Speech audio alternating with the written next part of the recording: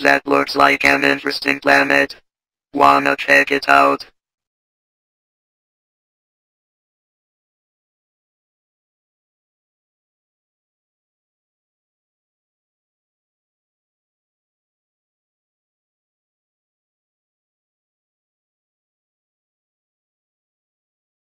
I think they call it Earth. Uh-oh, I think we're out of fuel. I told you to check for fuel before we left. Okay, cool down.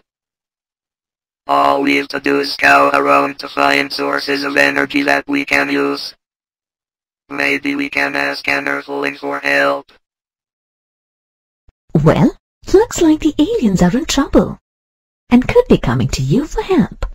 But you can't help them unless you are aware of all the information about the sources of energy available on Earth, right?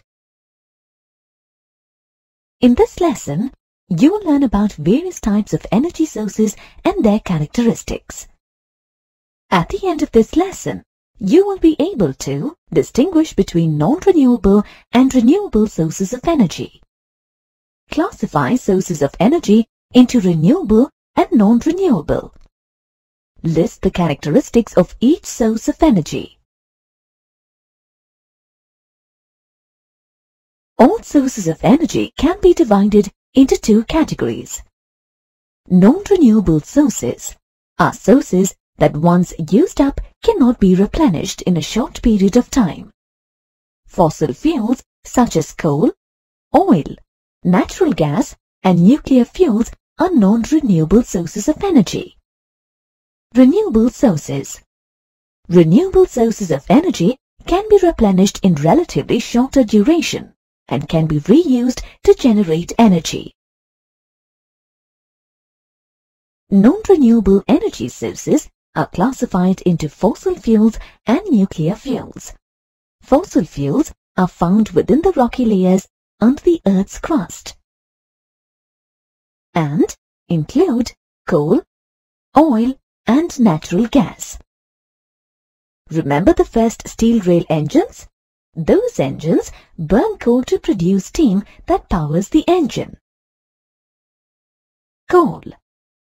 Coal is obtained from plant remains that have not been oxidized and biodegraded over time.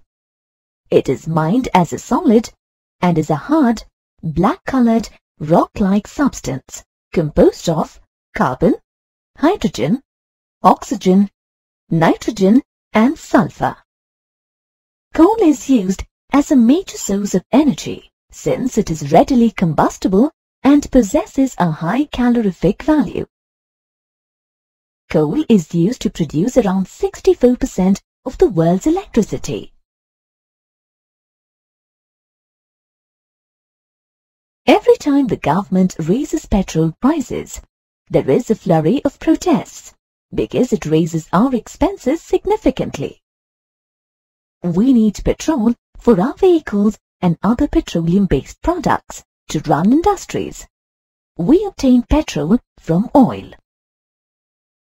Oil is formed from the fossil remains of animals and plants in a marine environment. These fossil remains turned into crude oil due to heat and pressure from the rocky layers above. We obtain oil by drilling down to the sources containing oil deposits. Crude oil is mainly composed of hydrocarbons that are a varying combination of carbon and hydrogen. Like coal and oil, natural gas is also found in rocky deposits below the Earth's crust. Natural gas is lighter than air and is mostly composed of methane gas. It is extremely flammable. Fossil fuels are burned to heat water and produce steam to turn turbines. The turbines turn generators to produce electricity. For example, coal is crushed to a fine dust and burned. Oil and gas can be burned directly. Nuclear fuels are radioactive elements that are burned to derive nuclear energy. Compared to fossil fuels, nuclear fuels can generate a huge amount of energy from a small quantity, are easy to transport, produce compact waste, and do not cause greenhouse or acid rain effects. Uranium is the most commonly used nuclear fuel for generation of electricity. Tritium and thorium are the alternative nuclear fuels. Nuclear energy can be generated through nuclear fission or fusion. Nuclear fission occurs when an unstable nucleus splits into lighter nuclei. During the split, an enormous amount of energy is released. For example, when an unstable nucleus like uranium-235 is bombarded with a slow-moving neutron, it splits into two lighter nuclei, namely barium and krypton. The fission reaction also releases 3 neutrons and an enormous amount of energy. We use a process of controlled fission in a nuclear reactor to produce electricity. The heat produced by the reaction is used to convert water into steam, which in turn is used to rotate a turbine and generate electricity. Nuclear fusion involves the coming together of 2 lighter elements to form a heavy element. Nuclear energy is released when such a reaction occurs. For example, the fusion of 2 atoms of hydrogen to form an atom of helium releases energy. The release of energy from the sun and the stars is due to a constantly ongoing nuclear fusion of hydrogen atoms into helium. For hundreds of years, we have been using non-renewable energy sources indiscriminately. As a result, these sources are depleting fast. Therefore, the need to find alternative sources of energy is becoming more urgent every day. Scientific data shows that we may run out of natural gas in the next 50 years. All our known sources of oil are likely to last us only for another 70 years. The coal reserves around the world may be used up in the next 300 years. All this is leading to an inevitable energy crunch. Additionally, there are many environmental consequences of using non-renewable sources for generating energy. Burning fossil fuels leads to smog, acid rain, and air pollution. Air pollution restricts solar radiation from escaping the Earth's atmosphere. This leads to the greenhouse effect, warming up of the Earth's surface and atmosphere resulting in global warming. Oil exploration is the most commonly reported cause of water pollution in oceans. Disposal of radioactive waste contaminates groundwater and mineral wealth, affecting human and marine population.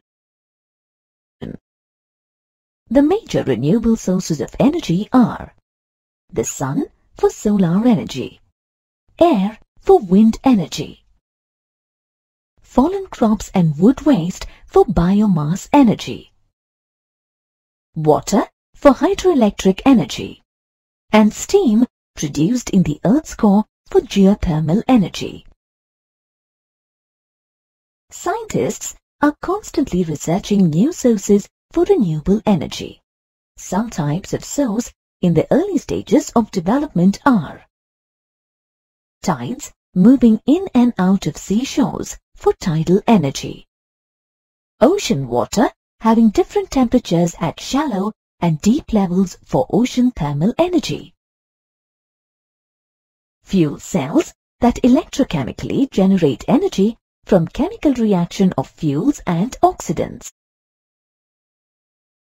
We can see solar water heaters at many places, especially at hill stations where heating water consumes a lot of electricity.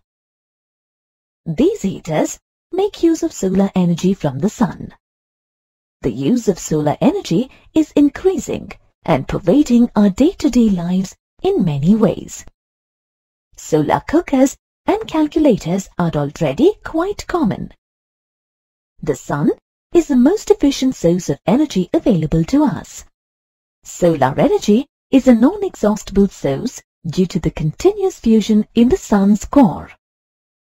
We use solar energy in two ways: converting sunlight into electricity. Solar cells, also known as photovoltaic cells, use silicon to capture sunlight and transform it into electrical energy. As heat, devices such as solar cookers or water heaters use reflectors and radiation-absorbing surfaces to trap solar heat. Wind is another freely available source that we use for generating energy. The kinetic energy in wind is converted into other forms of energy using windmills. You may have sometimes seen windmills around the countryside. These windmills are typically used to generate power for local farms. When wind blows, a windmill's blades turn a turbine to produce electricity. To generate huge amounts of electricity, a number of windmills are installed on a wind farm. Hydroelectric power or hydropower refers to the electricity generated using the energy in flowing water. To generate hydroelectric power, flowing water is stored in a dam.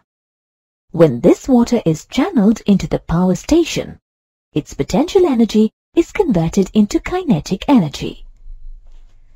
The flowing water turns the turbines in the power plant, transforming the kinetic energy into mechanical energy. The mechanical energy of turbines runs the generators and is converted into electrical energy. Such power plants can ensure a continuous supply of electricity.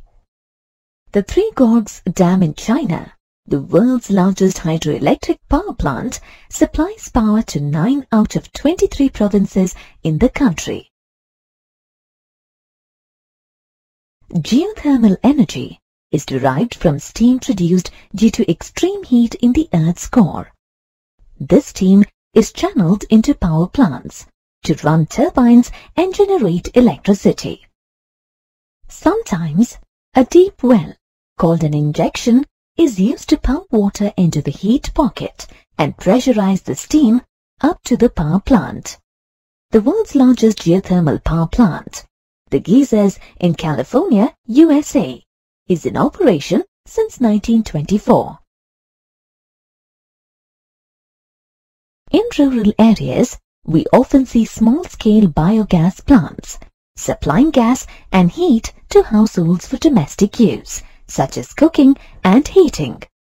These plants derive bioenergy by burning biomass in the form of cow dung and converting the chemical energy stored within into heat. Biomass is a renewable, man-made source of energy.